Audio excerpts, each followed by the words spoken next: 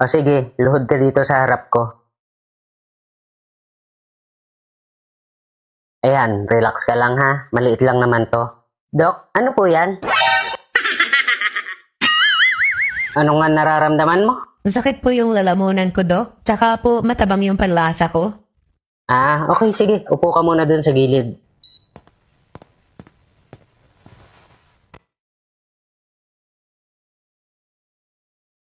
Tingnan ko muna ha kung may lagnat ka. What? Mainit-init ka nga. May naalala tuloy ako pag mainit-init. Pati tuloy ako nagiinit. Ano po yun, Dok? Wala. Sabi ko nagiinit ka kasi mainit ka. Palagay ko, lagnat yung nararamdaman mong yan. Ganun po ba? Oo, parang kailangan mo ng yakapsul. Oh, ba't mo ko tinulak? Ay, sorry, Dok. Akala ko po niyayakap niyo ko eh. Hindi. Chinecheck ko lang yung likod mo. Baka mainit din. Check ko rin yung tonsils mo ha. Baka namamaga eh. Say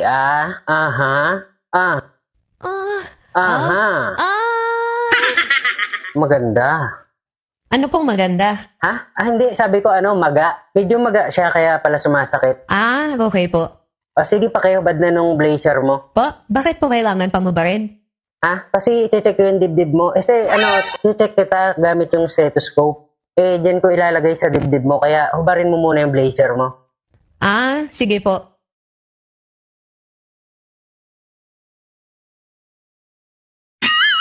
Hindi naman namamaga. Ang alin po? Wala. O sige. Inhale. What? Exhale. Inhale. Exhale. Inhale. Ginagawa mo. Wala namang problema. Meron lang kakaiba sa tibok ng puso mo. Ano pong kakaiba? Yung puso mo ang tinitibok ay iba? Hindi. Joke lang. Sunod kong itetest yung panlasa mo, ha? Sige po. Pero bakit po hindi kayo gumamit ng stethoscope? Okay lang yun. Malakas naman ang pandinig ko eh. Ano po yan? Pipiringan muna kita. Bakit po?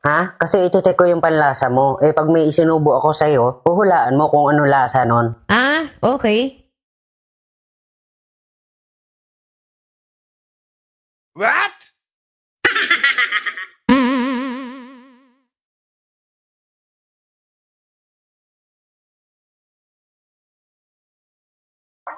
Anong nalasahan mo? Strawberry? Tama. Medyo may panlasa ka pa naman. May isa pa akong isusubo sa'yo ha. Hulaan mo rin kung anong lasa. Last na yon. Okay po. Sige, luhod ka dito sa harap ko. Ayan, relax ka lang ha. Maliit lang naman to. Dok, ano po yan? Nagulat naman ako sa'yo. Sino ka? Doc, boyfriend ko po yan. Nakakagulat ka naman. Kanina ka pa ba dyan? Oo, Dok. Kanina pa ako dito nakapanood sa'yo. Ganun? Ibig sabihin nakita mo lahat ng ginawa ko?